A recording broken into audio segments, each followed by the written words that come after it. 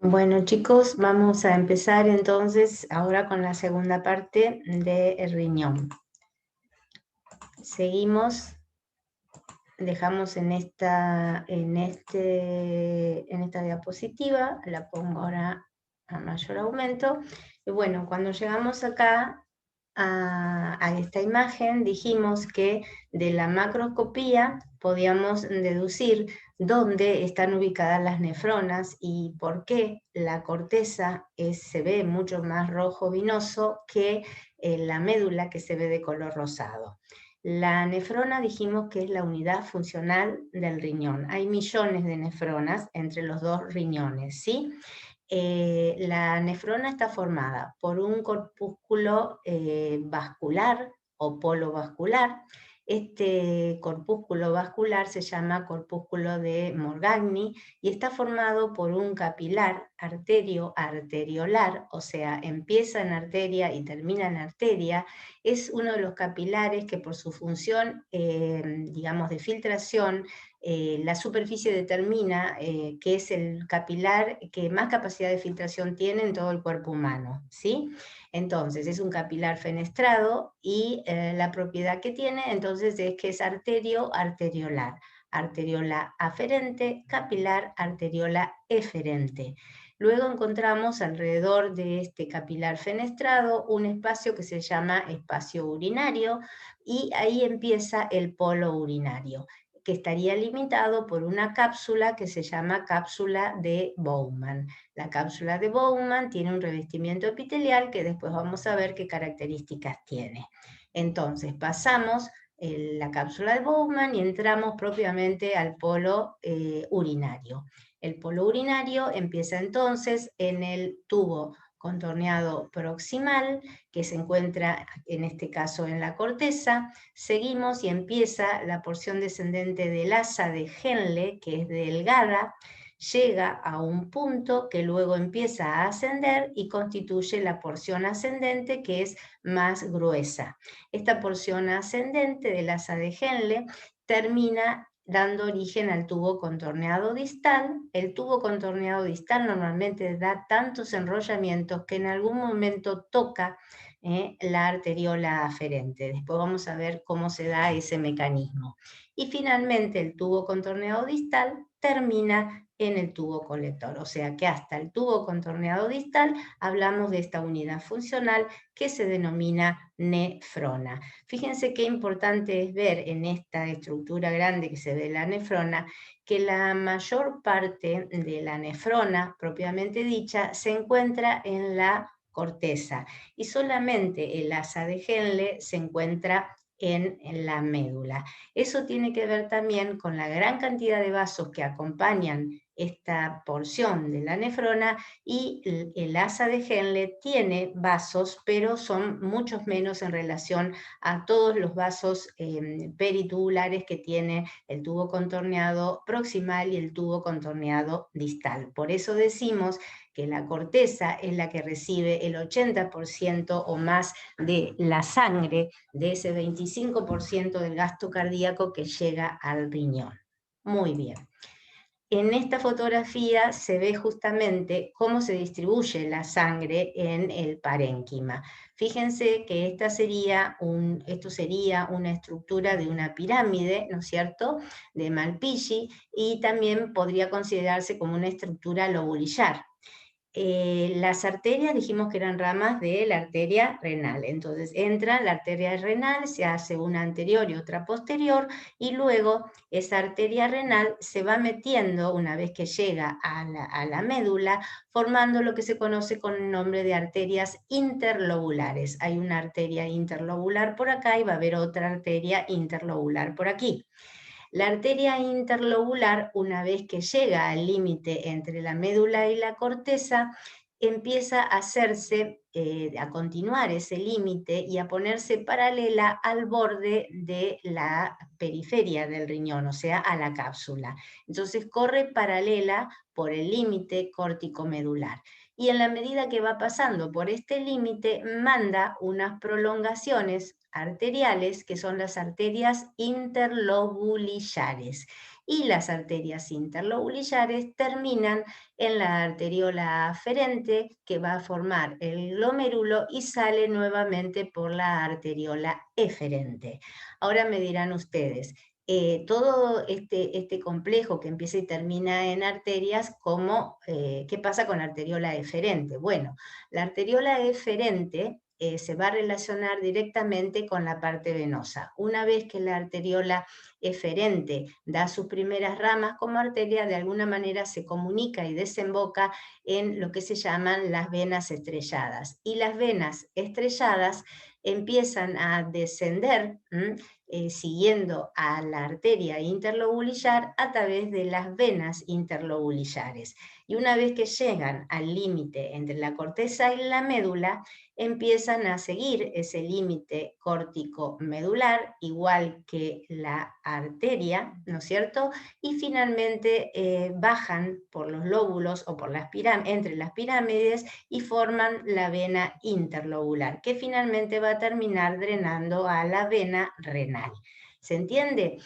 Una cosa importante, la mayoría de las ramas de los capilares arteriales, digamos, acompañan a toda la estructura, como les dije, de los túbulos con torneado proximal, con torneado distal y la parte alta del asa de Henle. Pero la parte descendente y la parte ascendente del asa de Henle va a ser acompañada por muy poquitos vasos. Por eso es que les digo que esta zona macroscópicamente se ve rosada, porque tiene pocos vasos sanguíneos. En cambio, esta zona la van a ver intensamente rojiza.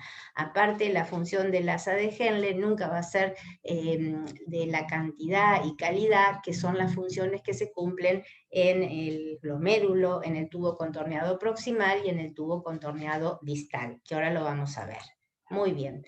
Acá es para mostrarles justamente eso. Fíjense, nosotros tenemos acá el glomérulo y tenemos la rama de la arteria renal que llegó, ¿no es cierto?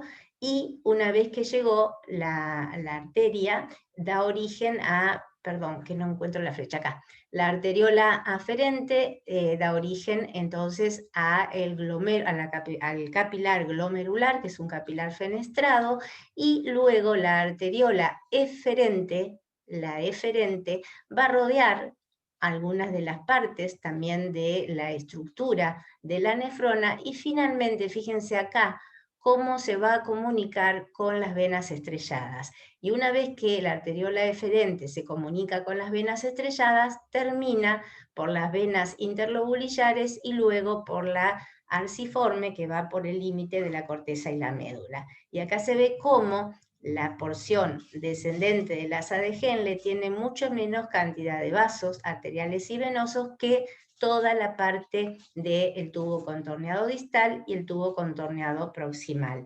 Y como ustedes saben, todo lo que es reabsorbido es de nuevo vertido a la circulación general. Entonces, esta zona también va a tener mayor cantidad de vasos, o sea, capilares arteriales, porque va a ir a la circulación, digamos, que lleva los nutrientes para el organismo. No así la parte venosa, que es mucho menos lo que drena, en este caso, en el riñón. ¿Entendido?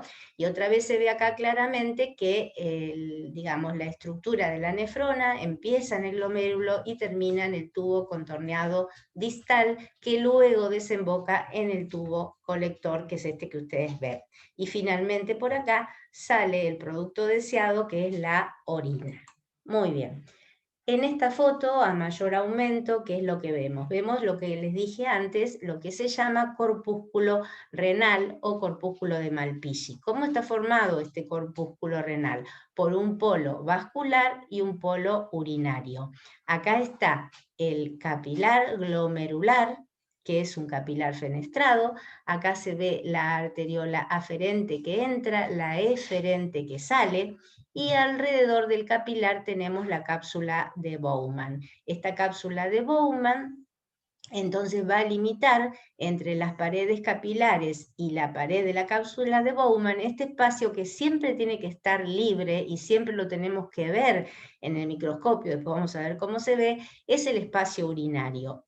¿Qué va a pasar? A través de la filtración que se hace entre estas hendiduras que ustedes ven acá, que ahora vamos a ver quién la forma, salen las sustancias que han sido ultrafiltradas y van a formar parte de lo que se llama el líquido filtrado, que finalmente va a pasar al espacio urinario y del espacio urinario va a ir al polo urinario. El polo urinario se inicia con el comienzo del tubo contorneado proximal. ¿Qué otra cosa tenemos que ver en este corpúsculo de Malpighi? La estructura, que es el aparato justaglomerular. Cuando nosotros miramos al microscopio y vemos un glomérulo, vamos a ver generalmente dónde está el polo vascular y dónde está el polo urinario. Bien, donde está el polo vascular es donde vamos a ver un área que va a estar más engrosada dentro de la pared de la arteriola aferente, porque las células endoteliales van a sufrir una transformación y van a formar unas células que tienen una estructura de tipo quimioreceptor y varoreceptor, que va a permitir determinar el volumen y la presión de la sangre que entra al glomérulo. Esta especialización, que forma lo que se llama aparato justaglomerular y mácula densa, que sería esto que está acá, a su vez se va a contactar con la pared de este tubo que tengo aquí, que no es el tubo contorneado proximal que está acá, sino que es el tubo contorneado distal. Por eso hoy yo les dije, cuando empezamos a ver nefrona, que el tubo contorneado distal en algún momento da tantas vueltas que se contacta con la pared de la arteriola aferente. ¿Por qué? Porque por un lado va a venir la información de cómo entra la sangre, a qué volumen y a qué presión. Y por otro lado vamos a determinar cómo se está formando la orina. Si ese líquido que está pasando por la orina tiene que aumentar en agua o disminuir en agua según el volumen y la presión de la sangre que entra al glomérulo. ¿Entienden? O sea, va a ser como una doble detección.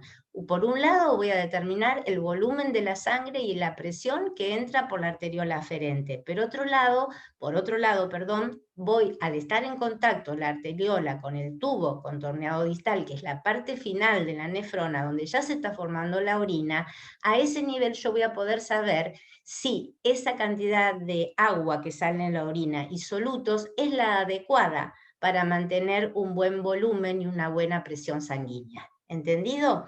Porque si yo necesito más cantidad, digamos, de volumen sanguíneo y más presión, tengo que reabsorber agua y reabsorber electrolitos, en este caso sodio. Eso va a ocurrir gracias a una señal. ¿Qué señal se manda desde esta estructura que es el aparato justaglomerular? Se elimina una sustancia que se considera hormona, que es la renina, y se genera un sistema que se llama sistema renina-angiotensina-aldosterona, y de esta manera, teniendo como sensores arteriales y sensores dentro del tubo contorneado distal, controlamos el líquido que se pierde por orina, el líquido que debería reabsorberse si es necesario, y el volumen y la presión sanguínea. ¿Entendido? Muy bien. Esto es entonces la estructura del corpúsculo renal. Entonces, ¿cómo está formado el aparato justaglomerular? Por la mácula densa, por las células justaglomerulares, y también va a haber células mesangiales extraglomerulares, porque hay células mesangiales también dentro del glomérulo, y son células que van a contribuir al sostén de las células justaglomerulares que cumplen la función de la mácula densa. Y la función de este aparato es regular la presión arterial a través del sistema renina-angiotensina. ¿Entendido? Muy bien. Acá vamos a pasar a una fotografía a gran aumento, donde ustedes van a empezar a describir lo que es un glomérulo. Acá yo tengo una formación de aspecto nodular, capilar, porque veo las luces de los capilares, y una membrana que se ve intensamente positiva para el pus. Esto es una coloración de pus. Entonces acá tengo la membrana de la cápsula de Bowman, ¿sí? Y a su vez tengo la membrana basal de todas las luces capilares de las células endoteliales. Entonces, es positiva el PAS para la membrana de la cápsula de Bowman, es positiva para las membranas de los capilares y las células endoteliales, es positiva también para la matriz mesangial que está dentro del glomérulo, y también va a ser positiva para la membrana basal de los túbulos que tengo acá alrededor. Acá tengo un túbulo, acá tengo otro túbulo, acá tengo otro, acá tengo otro y acá tengo otro. Muy bien. Esto que está acá, en teoría, debería ser el polo vascular. Y si el polo vascular está de este lado, en el lado opuesto tendría que estar el polo urinario. Lo vamos a ver en la siguiente foto. Esta es una fotografía de Sir William Bowman, que fue el que descubrió y digamos, describió desde la histología, porque él era un histólogo, aparte de anatomista, cirujano y oftalmólogo, describió la membrana de Bowman. Y ustedes me van a buscar para la próxima clase ¿qué otras membranas descubrió este señor Sir William Bowman? Porque dentro del cuerpo humano hay dos membranas más que pertenecen a la histología y que ustedes también las van a ir estudiando. ¿Entendido? Entonces, en la próxima clase me dicen qué otras membranas descubrió este señor William Bowman, aparte de la cápsula de Bowman del riñón. Bien, sigamos. Esto es un tricrómico. El tricrómico habíamos dicho que servía para detectar el tejido conectivo. Ustedes saben que las membranas basales también tienen elementos del tejido conectivo, ¿no es cierto? Las láminas basales. Entonces, todo lo que ustedes ven acá es la membrana basal del glomérulo y de la cápsula glomerular. ¿Entendido? Esta es la cápsula de Bowman. Y acá voy a encontrar la positividad para el colágeno y el tejido conectivo en la matriz mesangial. Dentro de esta matriz mesangial van a estar las células mesangiales. No va a ser tan intensa la positividad en las membranas basales de los capilares, porque es mucho más delgada. Pero fíjense la membrana basal de los túbulos. La membrana basal de los túbulos que están alrededor también es positiva, porque sobre esta membrana basal se apoyan ¿quiénes? Las células epiteliales. Y acá se ve claramente, de este lado, marcado con esta flecha verde, el polo urinario. Y acá se ve el polo vascular. Esto sería una arteriola que está entrando posiblemente para formar este capilar fenestrado, que es el capilar glomerular. Entonces, polo vascular y polo urinario. De este lado, que es el polo vascular, es donde estaría la mácula densa y el aparato juxtaglomerular. Seguimos. ¿Cuáles son entonces los componentes celulares y extracelulares que tenemos que tener en cuenta en el glomérulo? En primer lugar, las células. Las células que vamos a tener en el glomérulo son en el componente glomerular, son las epiteliales viscerales, que son los podocitos, las epiteliales parietales, que son las que van a cubrir la membrana de Bowman, las endoteliales, que forman los capilares, y las mesangiales, que forman el estroma dentro del glomérulo. La matriz extracelular va a ser lo que va a acompañar estas células epiteliales y mesangiales. Va a ser la matriz mesangial para las células mesangiales, la membrana basal de los capilares para las células endoteliales y la membrana basal de la cápsula de Bowman, que tiene entonces sobre la membrana basal las células epiteliales de la cápsula de Bowman. ¿Entendido? Bien, entonces células, vuelvo a repetir, epiteliales viscerales, epiteliales parietales, endoteliales y mesangiales. Y matriz de la cápsula, matriz de los capilares glomerulares y matriz mesangial. Bien, en esta fotografía, que es una foto de una microscopía electrónica, se puede ver que más que foto puede ser un dibujo también. Acá se ve una luz capilar y acá se ve otra luz capilar. Esta sería una célula endotelial y esta sería el citoplasma con las fenestraciones para realizar los mecanismos de filtración glomerular. Esto pasa lo mismo. Acá ven el intersticio digamos, la parte de tejido conectivo con la célula mesangial intraglomerular, y en la pared de los capilares vamos a encontrar estas estructuras que son los pedicelos, que son los brazos de esta célula que es un podocito. Acá se ve una parte, ¿no es cierto? Y las prolongaciones de estas células citoplasmáticas forman estas estructuras que son los pedicelos. Entonces, esto, que es la membrana basal glomerular, es lo que va a permitir la filtración o el ultrafiltrado del plasma. Una vez que se produce la salida del plasma para filtrarse, pasaría a lo que se llama espacio urinario. Y si sigo para afuera, acá estaría la cápsula de Bowman. ¿Entienden? Entonces, la membrana basal glomerular junto a los podocitos con sus pedicelos y junto a la célula endotelial con sus fenestraciones forman la membrana de filtración renal. Este es un dibujo que está medio nublado porque lo aumenté tanto que me parece que lo nublé, ¿no? Lo pincelé, ¿se dice así? Bien. Pero me gustó porque es un dibujo como si fuera de un chico que está dibujando, ¿no? Entonces, vamos a tratar de descifrarlo. Fíjense, esto que tengo acá es un asa del capilar, o sea, una rama de la luz capilar. Esta sería otra del asa capilar. Este sería la célula endotelial. Entonces tengo capilar y célula endotelial. Capilar y célula endotelial. Por arriba de la membrana basal, por arriba del capilar me voy a encontrar con los podocitos. Los podocitos con sus brazos, que son los pedicelos, ¿sí? Y entre las asas capilares voy a encontrar tejido conectivo, que está bien pintado de color acidófilo, y voy a encontrar en este caso dos células mesangiales intraglomerulares, ¿sí?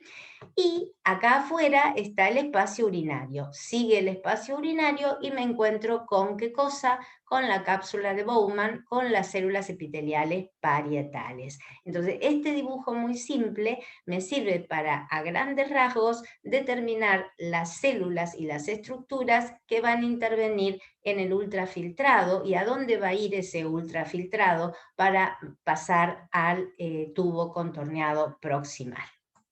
Bien, acá veo la histología de lo que acabo de mostrarles en el dibujo. Entonces, pensando en lo que vimos recién, para que nos sea fácil, ¿qué busco primero? Las luces capilares. Acá tengo una muy linda, acá tengo otra, acá tengo otra, acá tengo otra. Pero vamos a esta que es la más grande que vi. Entonces, acá yo tengo un capilar, ¿no es cierto? El capilar siempre va a tener las fenestraciones, que acá no se ven, y la célula endotelial, que en este caso puede ser esta o puede ser esta.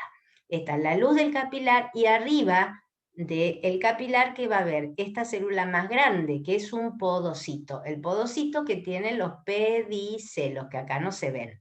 Si sigo mirando esto, que sería el capilar fenestrado, me meto hacia adentro y me encuentro con más material que está teñido de color rosa fuerte o acidófilo fuerte. Esta estructura es matriz, y esta matriz va a contener a las células mesangiales, que hacen de estroma, de sostén de todos estos capilares o de todos estos brazos capilares. ¿Entendido?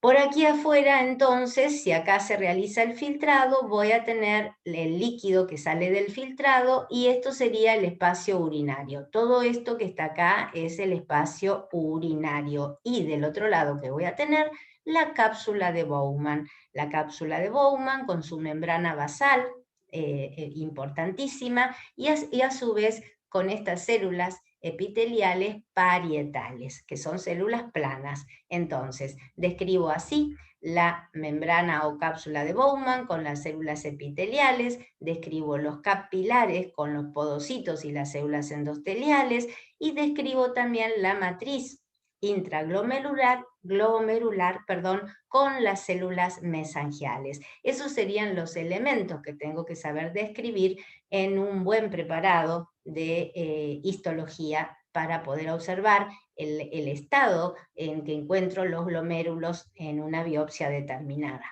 Muy bien. Las células mesangiales son células entonces que, como su nombre lo indica, forman parte del estroma.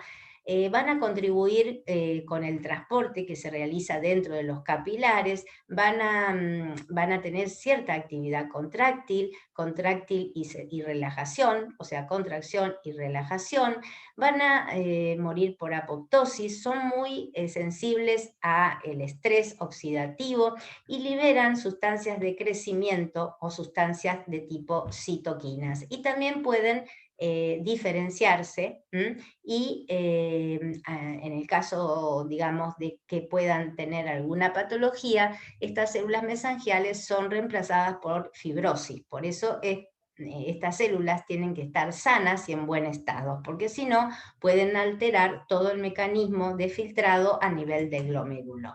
Y el podocito. Bueno, el podocito dijimos que era una célula epitelial, que estaba ubicado por fuera del capilar, ¿no es cierto? Y que formaba parte de la barrera de filtración glomerular. ¿Qué es lo que hace el podocito? Selecciona, como dice ahí la diapositiva, el material filtrado, ¿sí? Que va a pasar luego a los tubos proximales y a su vez, en el caso que sea necesario, puede volver a sintetizar una nueva membrana basal glomerular para mantenerla activa desde el punto de vista hidráulico, o sea, que sea una membrana capaz de poder realizar el ultrafiltrado en forma adecuada. Por eso es que es tan importante la función del podocito.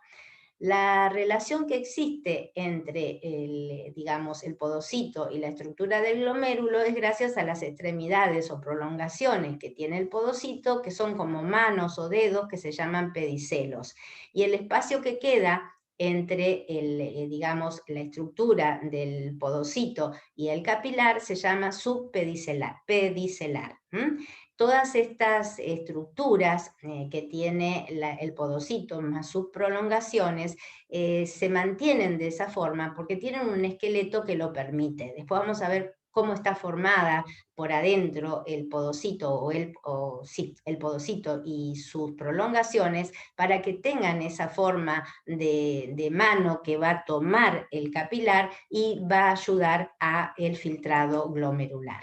Y acá se ve en otro dibujo con lindos colores. De verde se ve el podocito, acá se ven los pedicelos, las prolongaciones que tocan la membrana basal glomerular, y acá se pone en contacto con la membrana basal de ¿quién? Del capilar, porque estaría el capilar de este lado con el endotelio fenestrado. Esta sería la célula endotelial y acá estaría la luz. Acá estarían el plasma que va a ser ultrafiltrado hasta esta zona. A través de esta membrana va a realizarse el ultrafiltrado para pasar a esta zona que todo alrededor sería el espacio urinario. ¿Se entiende? Esto sería como un asa del capilar. El capilar se relaciona también con un tejido conectivo intraglomerular, y dentro de ese tejido conectivo, que acá está pintado de un color naranja claro, voy a encontrar la célula mesangial intraglomerular, porque después están las extraglomerulares que forman parte ya del aparato justaglomerular. ¿Se acuerdan? Bien. Miren bien ese dibujo, porque ahora estas estructuras serían dos pedicelos, ¿sí? Vuelvo para atrás.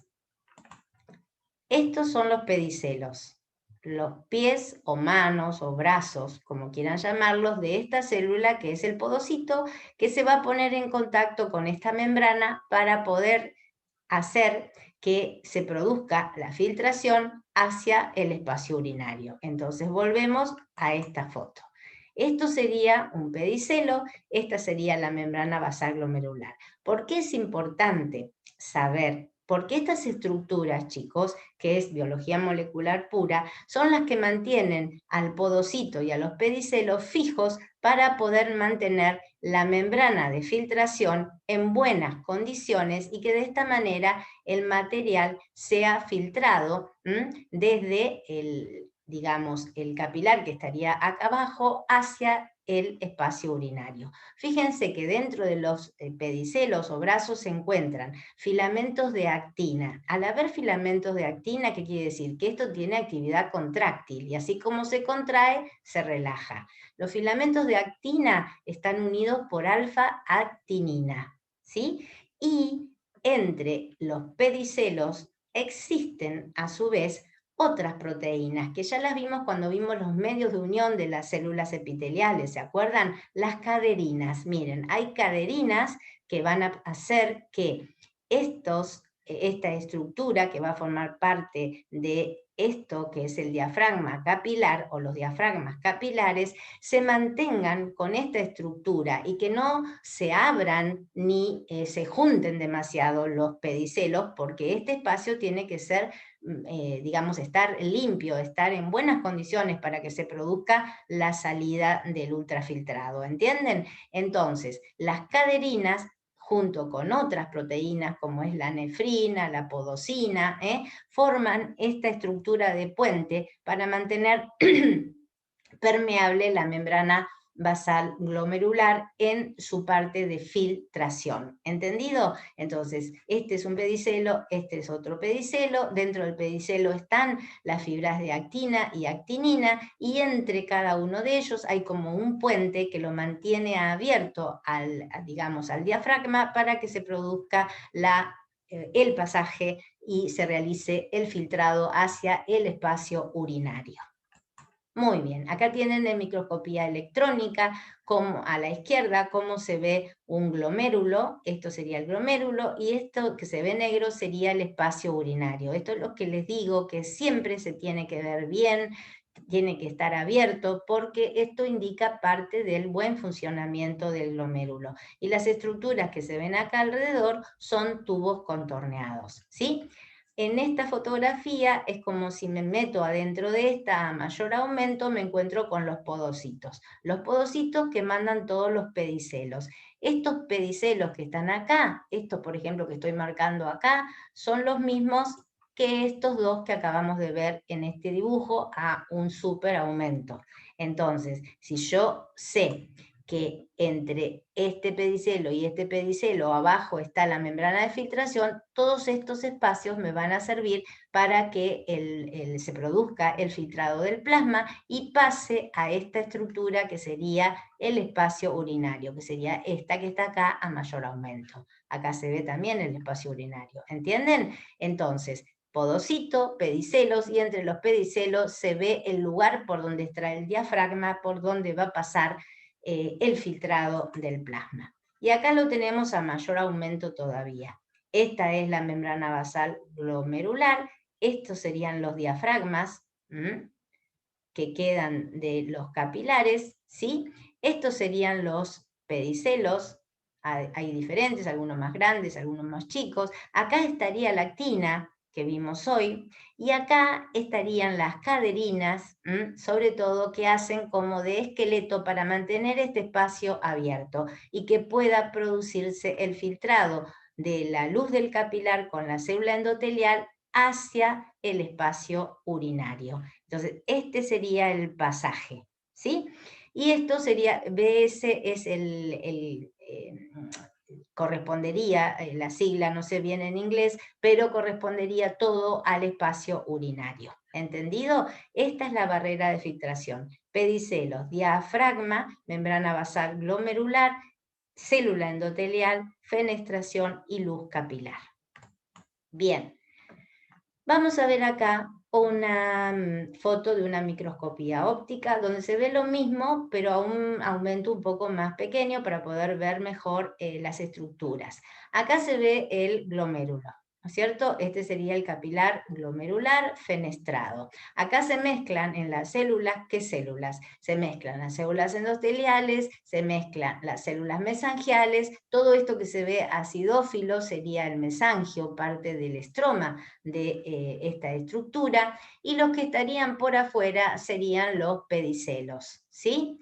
Que no se ve claramente acá como los que lo pudimos ver a mayor aumento. ¿Qué otra cosa se ve acá? Que por fuera del glomérulo está el espacio urinario, es un buen espacio urinario, o sea que probablemente este glomérulo esté funcionando muy bien. En un extremo se ve, ¿qué cosa? El polo vascular, y esto que se ve acá es la mácula densa. La mácula densa, y al lado voy a tener un tubo contorneado distal. ¿Por qué? Porque acá se produce la relación entre la arteriola aferente, que trae el volumen sanguíneo a una presión determinada, y el tubo contorneado distal, que es el que vaya a tener casi la orina en su totalidad, cómo va a ser formada. Entonces, va a tener un volumen y una cantidad de solutos que me van a determinar si está bien en la orina que estoy eliminando en base al volumen y a la presión sanguínea que recibo en el glomérulo para que luego de filtrada se produzca la orina. ¿Entendido?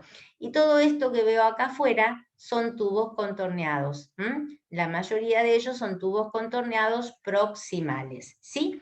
La tinción es de hematoxilina diosina y se puede ver claramente los núcleos de las células epiteliales de los tubos, la mácula densa, la van a ver perfectamente.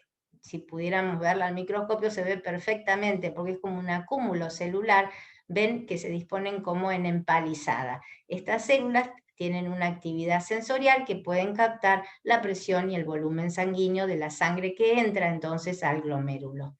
Y acá se ve entonces otra vez otro túbulo, la luz del túbulo, algunas de ellas tienen algo de sustancia dentro de él, eso es normal, o sea que esto sería parte de un parénquima renal que está en condiciones histológicas normales.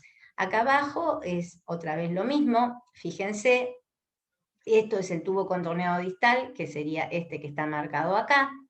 Acá se ve el aparato justaglomerular, que sería esto que está acá, con la mácula densa, y acá, a medida que se meten, aparecen las células mesangiales extraglomerulares y las mesangiales intraglomerulares, que son las que se van metiendo entre el tejido conectivo que contiene a las asas capilares. Todas estas son pequeñas asas del capilar, que es un capilar, vuelvo a repetir, fenestrado. Y los podocitos serían estos verdes que están arriba, que serían los responsables entonces de la contracción de las asas para que pase la sangre más lenta o más rápidamente. Esta sería la arteriola aferente y esta sería la arteriola eferente. Esta eferente termina en las venas estrelladas y la arteriola aferente es la que trae la sangre que va a ser filtrada a través del ultrafiltrado del plasma.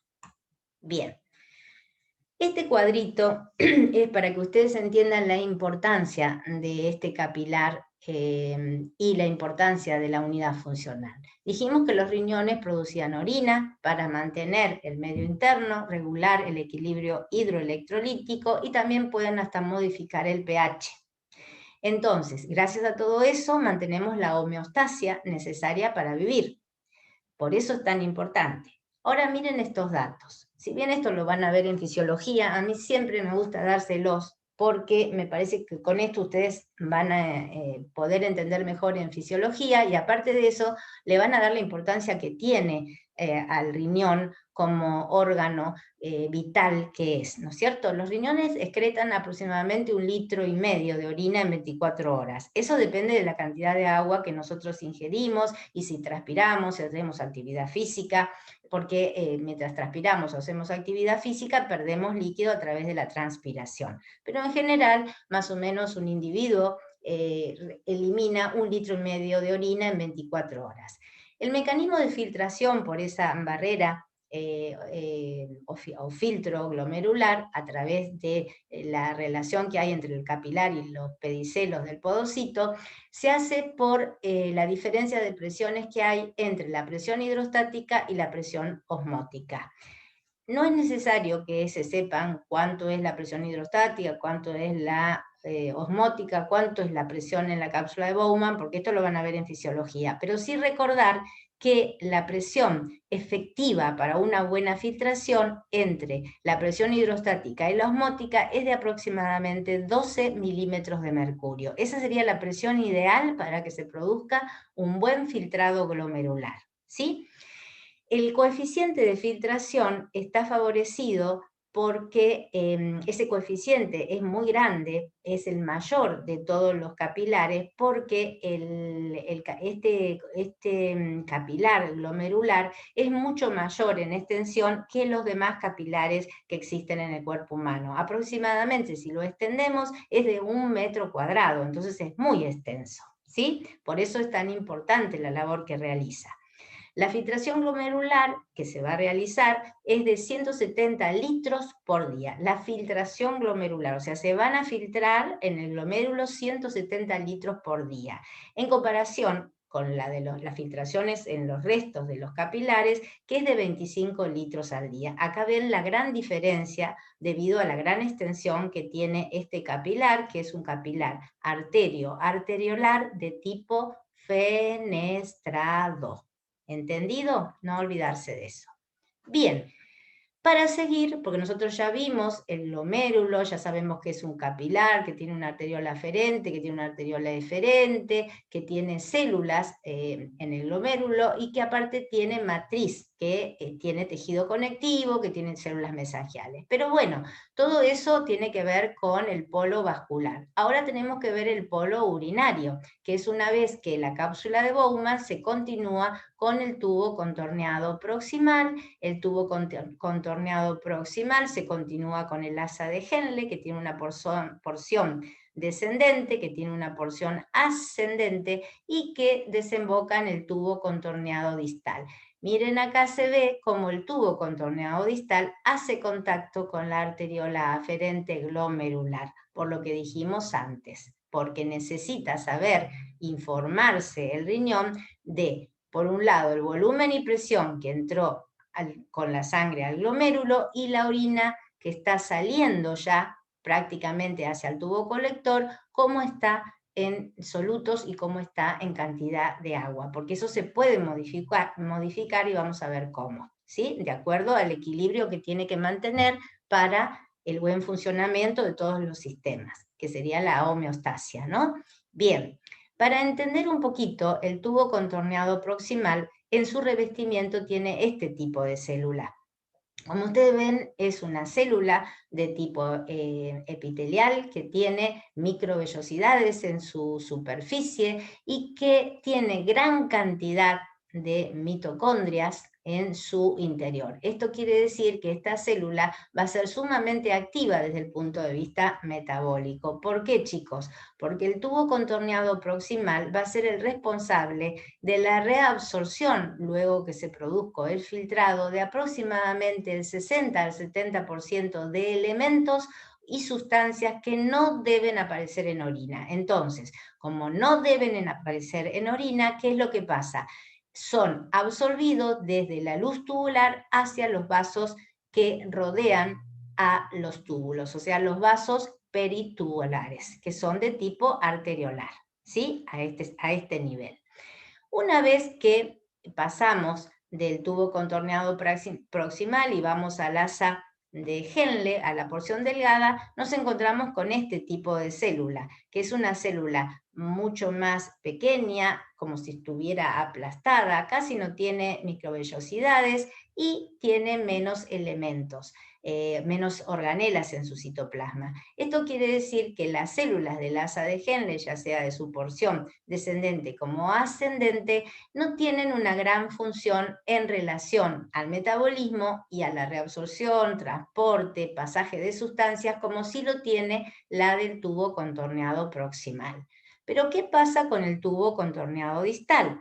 El tubo contorneado distal también tiene una célula que es metabólicamente bastante activa, tiene bastante cantidad de mitocondrias, pero lo que no tiene tanto son microvellosidades. Entonces, quiere decir que esta célula, si bien va a cumplir funciones de reabsorción, no van a ser tan importantes como la reabsorción obligatoria, que se llama la reabsorción que realiza el tubo contorneado proximal.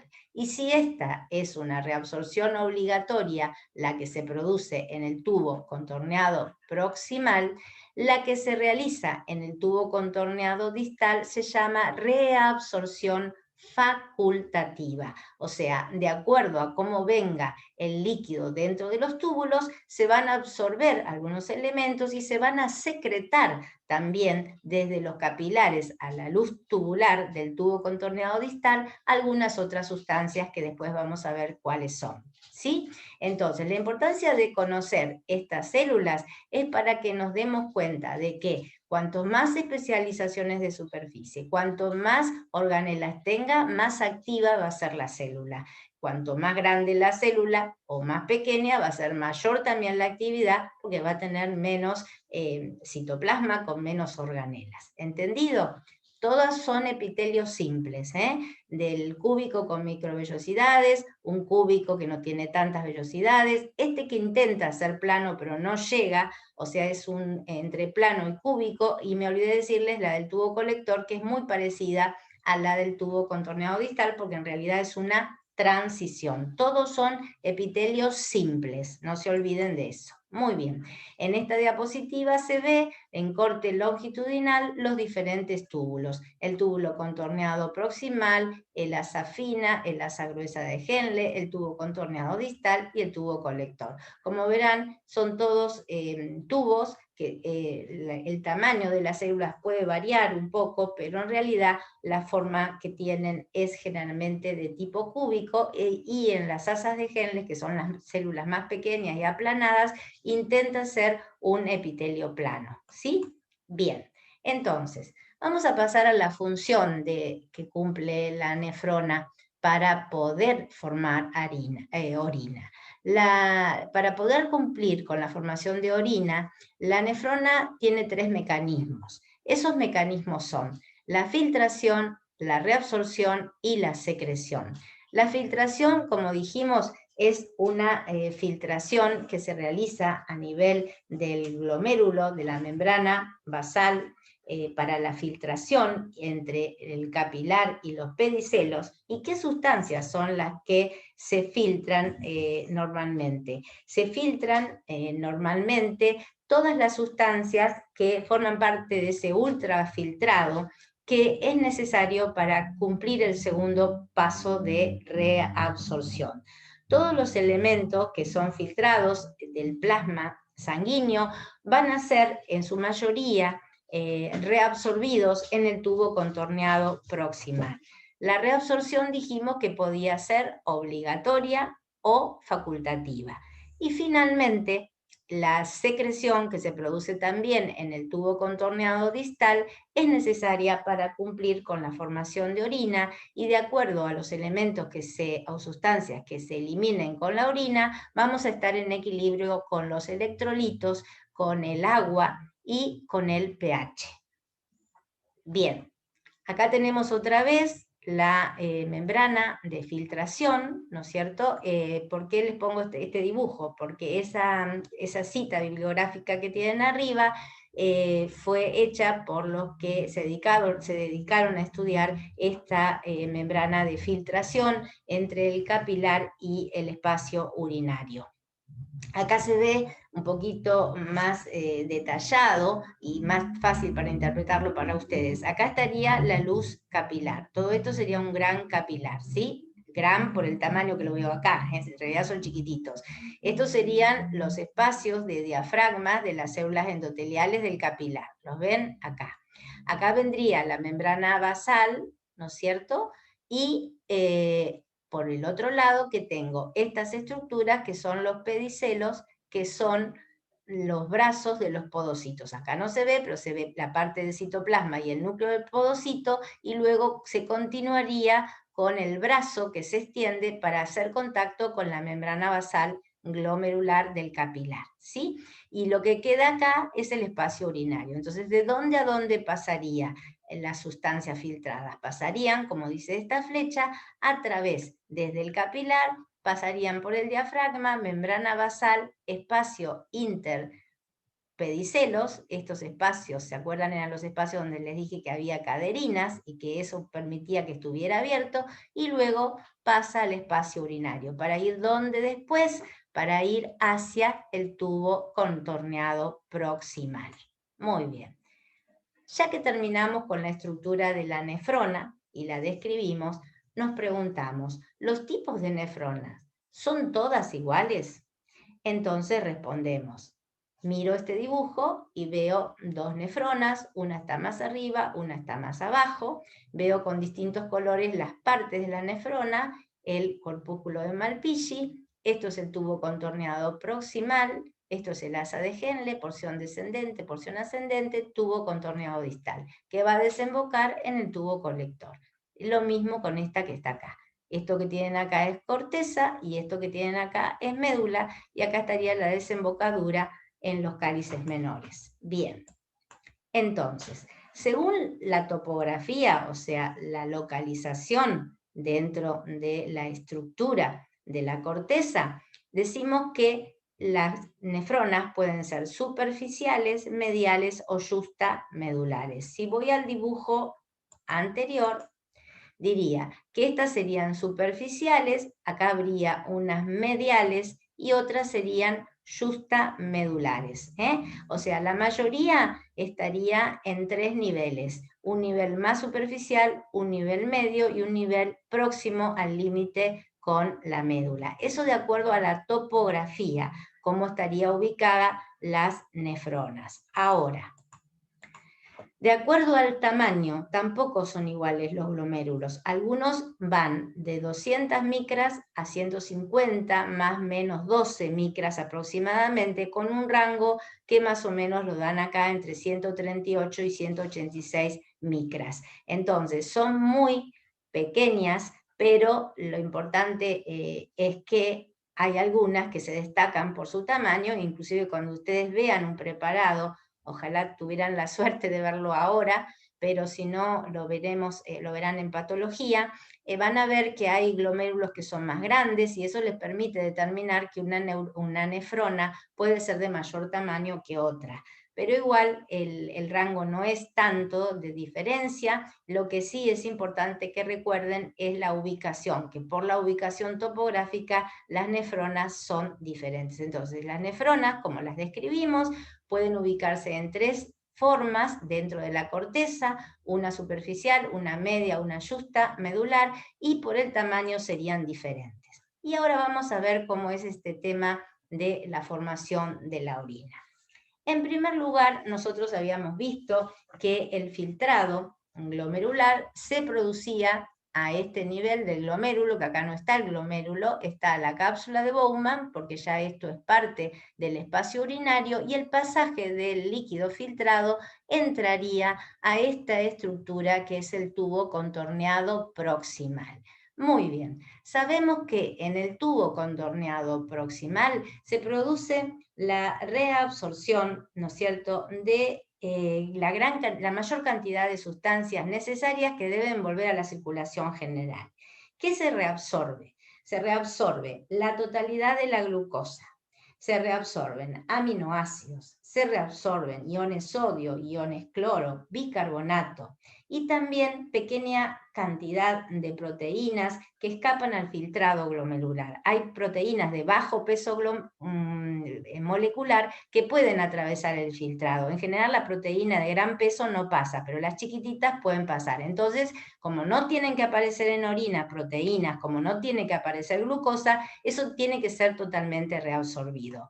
Al reabsorber las sustancias desde la luz tubular hacia los vasos peritubulares que estarían acá para volver a la circulación general, ¿qué pasa? Saco tantas sustancias que me quedo con un líquido que decimos que es isotónico, de aproximadamente 300 miliosmoles. También la urea a este nivel es reabsorbida y la urea, que es un catabolito del metabolismo proteico, tiene la propiedad de salir a este nivel y volver a entrar a nivel de la unión del asa de Henle ascendente con el tubo contorneado distal. El ciclo de la urea, que lo van a ver ustedes mejor en fisiología, es importante porque la salida y entrada de urea desde la luz tubular al intersticio ayuda a regular la osmolaridad en el intersticio intertubular en el riñón. ¿Entendido? Bien. Entonces, dijimos todas las sustancias que son reabsorbidas, corresponde aproximadamente a un 70% de la absorción, y esa filtración, la filtración glomerular que pasó al tubo contorneado, lo que hace es mantener un balance entre lo que filtró y lo que se reabsorbió. ¿Entendido? Bien. Con respecto entonces a los iones, siempre si absorbemos sodio vamos a absorber cloro, y la absorción de elementos ácidos o alcalinos va a tener que ver con el mantenimiento del pH.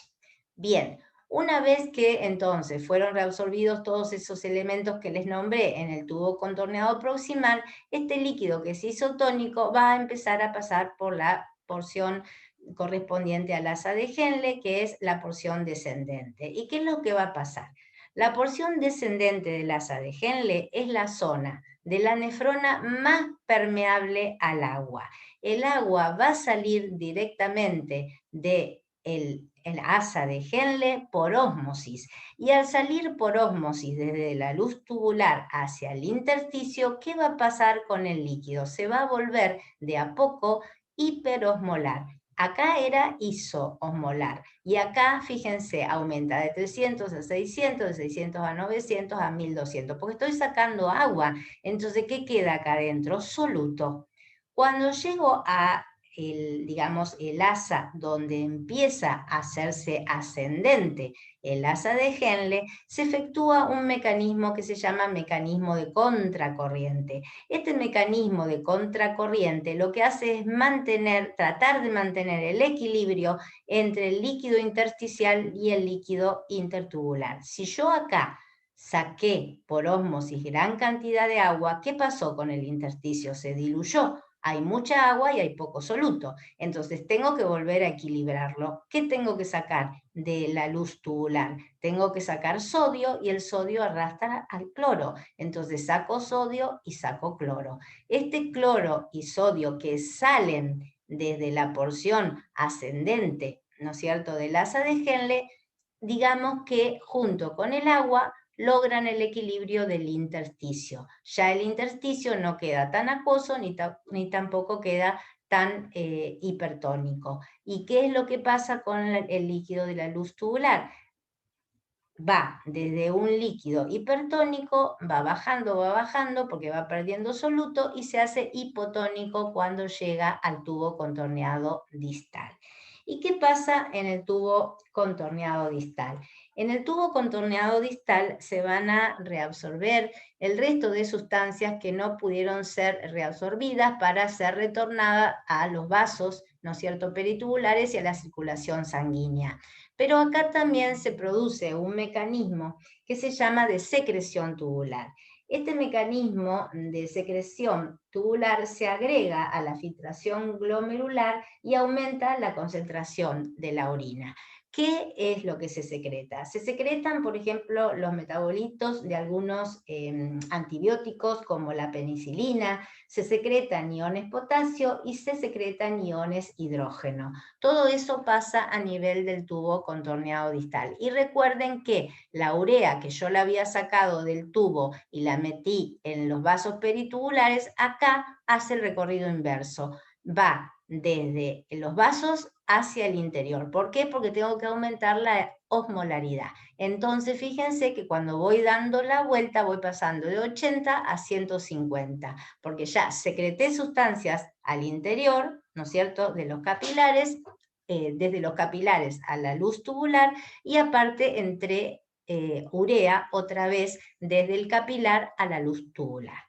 ¿Qué otra cosa pasa a nivel del tubo contorneado distal? Según el estado, digamos, de la sangre en cuanto al volumen y al contenido digamos, del volumen dentro de los vasos sanguíneos, perdón, más la presión, se va a absorber agua y se va a absorber a este nivel también sodio.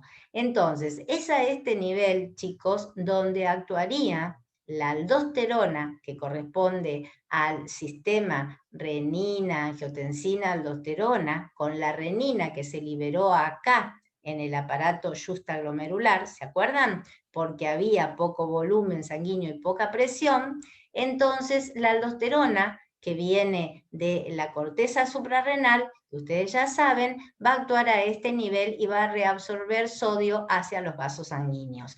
Y como también tengo bajo volumen dentro de la sangre, se produce la absorción de agua, pero la absorción de agua desde el tubo hacia los vasos junto con el sodio se va a producir por acción de una hormona que se llama antidiurética o vasopresina y que viene desde la neurohipófisis. ¿Recuerdan? Entonces, dos hormonas muy importantes como son la aldosterona y la antidiurética actuarían al final del tubo contorneado distal y al comienzo del tubo ya colector. En el tubo colector, luego, para regular el equilibrio entre la luz tubular y el intersticio, puede salir más cantidad de agua, si tiene demasiada cantidad de agua dentro de la luz y es hipotónica, y si no, no va a ser necesario que se absorba, eso lo va a manejar muy bien el sistema de la nefrona, pero lo importante es que la orina va a ser hiperosmolar, va a tener una cantidad de aproximadamente 1200 miliosmoles, ¿sí? Entonces, todo este cuadrito que parece tan difícil es muy fácil. Ustedes lo que tienen que recordar es que a este nivel se produce la filtración dentro del glomérulo hacia el espacio urinario, el líquido filtrado entra al tubo contorneado proximal. En el tubo contorneado proximal se realiza la reabsorción obligatoria. Luego, en el asa de Henle se produce la salida de agua porque es la zona más permeable al agua que se libera por ósmosis hacia el intersticio. Y en el asa ascendente del asa de Henle se produce la salida de solutos para equilibrar el intersticio, porque acá habíamos sacado mucha agua. ¿Qué conclusión tienen después que sacan agua y sodio que arrastra el cloro? Que el líquido que va por dentro del túbulo se vuelve hipotónico, y al ser hipotónico se empiezan a secretar algunas sustancias desde los vasos hacia la luz del tubo, y aparte se saca agua por la antidiurética y se saca sodio si es necesario regular el volumen y presión sanguínea. El objetivo final es que al final la orina sea hiperosmolar. Yo sé que esto les puede resultar difícil. Escúchenlo con detenimiento. Yo traté de decirlo lo más lento posible, pero bueno, es un tema que hay que manejarlo muy bien porque esto maneja el medio interno, como les dije, maneja el equilibrio hidroelectrolítico, el pH y asegura la homeostasia. Por eso es tan importante. Bien. Bueno, acá tienen un cuadrito que después lo leen tranquilos, van a tener la parte de la nefrona, como lo mismo que les dije yo, nada más que se va a agregar acá si el mecanismo de absorción es activa, es pasiva, si hay ósmosis, y van a tener un poquito más de detalle en cuanto a las sustancias que son reabsorbidas. Y acá está el ejemplo de cómo se produce digamos, la liberación de renina y cómo se desencadena este sistema renina, angiotensina, aldosterona. El ejemplo típico es un individuo que está haciendo ejercicio. Este individuo que está haciendo ejercicio y que no se está hidratando, está perdiendo agua porque está sudando. Entonces, al perder agua, ¿qué es lo que pasa? No solamente se está deshidratando, sino que también el volumen plasmático disminuye y disminuye la presión arterial. Entonces, inmediatamente el riñón se entera, como también se entera el sistema nervioso central. Cuando se entera el riñón, lo hace a través de la sangre que llega al glomérulo por la arteriola aferente. ¿Se acuerdan? Ahí se encontraba el sistema justaglomerular. ¿Y de qué más se entera? De que el volumen es bajo y la presión es baja y que el líquido que está saliendo por el tubo contorneado distal es muy poco y hay poco soluto. Entonces, ¿qué es lo que tiene que hacer? Se libera la renina. La renina, que se libera, como dijimos, del aparato justaglomerular, ¿no es cierto?, ¿dónde va a ir? A los vasos sanguíneos.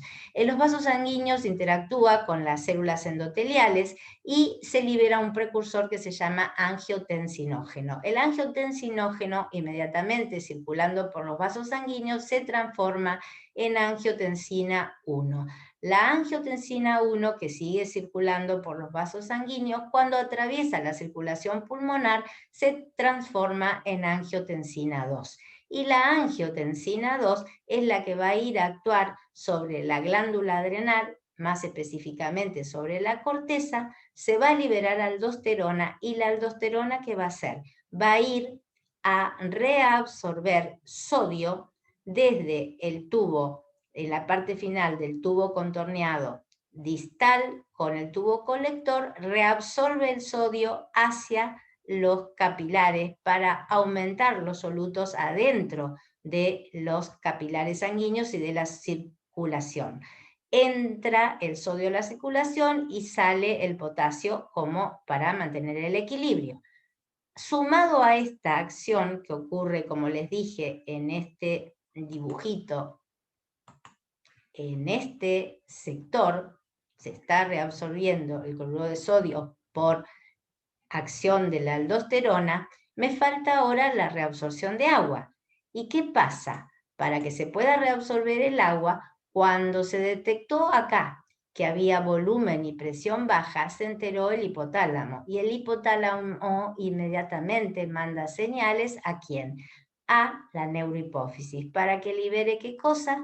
Antidiurética. Entonces la antidiurética junto con la aldosterona van a actuar a nivel de la parte final del tubo contorneado distal y el tubo colector, y van a absorber agua para que este individuo no pierda agua por orina, sino que ese agua vuelva a la circulación general, y junto con el sodio, ¿qué hacen? Aumenta el volumen plasmático y aumenta la presión sanguínea. Entonces, este circuito es un circuito para regular el volumen y la presión sanguínea. Por eso cuando empezamos y dijimos que el sistema renina-angiotensina y el aparato justaglomerular lo que hacían era regular la presión arterial, sí la regulan, pero tienen que desencadenar todo este mecanismo, si no, no se produce.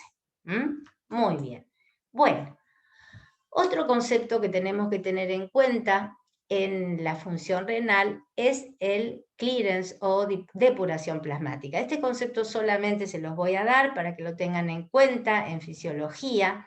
¿Qué es el clearance plasmático o la depuración plasmática? Es la capacidad que tiene el riñón, como dicen muy bien ahí, para liberar del plasma una sustancia determinada en una unidad de tiempo. Y se define esa función por esta fórmula. La C es de clearance, o sea, la depuración plasmática se puede medir con numerosas sustancias. Una es la inulina, se puede medir con la urea, se puede medir con la creatinina. O sea, si yo mido inulina, mido la inulina que tiene en sangre y después miro la inulina que elimina por orina. Las letras significan, la O significa concentración de la sustancia en orina que yo quiero medir, por ejemplo, de la inulina o de la urea o de la creatinina, pero en orina. La B corta significa volumen de orina total, pero en mililitro por minuto, ¿sí? Y la P significa concentración de la sustancia en el plasma, o sea, yo quiero determinar el clearance de la inulina, tengo que saber qué cantidad de inulina hay en la orina, qué cantidad había en el plasma y el volumen de orina por mililitro por minuto. Entonces, comparando y haciendo esta fórmula, yo con un valor que está determinado en una ¿cómo se llama? En una estadística que se hace de lo que es normal de clearance de inulina, lo que es normal de urea, se puede hacer hasta con la glucosa, hay valores que ya están estandarizados, y entonces en base a eso yo puedo saber si mi riñón está funcionando bien. ¿Cómo sé yo si funciona bien? Si esta fórmula me da, por ejemplo, para la inulina el valor que está estandarizado, para la urea el valor que está estandarizado, o para la creatinina, ¿sí? Es una fórmula entonces que permite desde la parte bioquímica, poder determinar el buen funcionamiento renal. Acá tienen las características normales de la orina, el color es amarillo transparente o ámbar, depende de cómo lo quieran decir. La composición va a tener una cantidad de sustancias, dentro de los cuales va a haber iones, sodio, cloro, potasio, va a haber desechos del metabolismo proteico, como el amoníaco, creatinina, urea y ácido úrico, y también va a haber sedimentos. Los sedimentos pueden ser desde algunos eritrocitos, puede haber bacterias, puede haber pigmentos urinarios, cristales, etc. El olor es ligero, va a tener olor cuando hay patología generalmente. El pH oscila entre 4,6 a 8 y la densidad de 1001 a 1035. ¿Se acuerdan que nosotros dijimos 1022? Bueno, entraría dentro de la densidad normal, la que vimos cuando vimos todo el circuito en la nefrona. ¿Qué cosa no es normal que aparezca en orina? Sangre, que aparezcan desechos de fármacos, que aparezcan pigmentos alimentarios en elevada concentración, que aparezca acetona, bilis, albúmina y glucosa. Habíamos dicho que la glucosa tenía que ser reabsorbida en su totalidad en el tubo contorneado proximal, ¿se acuerdan? Y las proteínas no deberían pasar. Entonces, si pasa albúmina es porque algo está pasando en la membrana de filtración que no está funcionando bien. Lo mismo bilis o acetona. El olor a acetona, olor a manzana también decían mis profesores, es cuando el paciente es diabético. O sea, por la eliminación de glucosa se produce un olor especial que si ustedes lo huelen es un olor como a manzana o acetona. A nosotros nos hacían oler en las salas de clínicas la orina de los pacientes diabéticos. Les juro que era así y no se olvidan nunca más. Yo creo que si uno trabaja en lugares alejados de los centros más desarrollados y tiene que se acuerda de todas estas cosas, le sirven muy bien para hacer diagnóstico de muchas enfermedades, ¿sí? El pH, bueno, va a ser alto en la alcalosis y bajo en la acidosis. Entonces, la regulación del pH también es, entonces, a través del equilibrio hidroelectrolítico, es lo que hace, habla de un buen funcionamiento renal.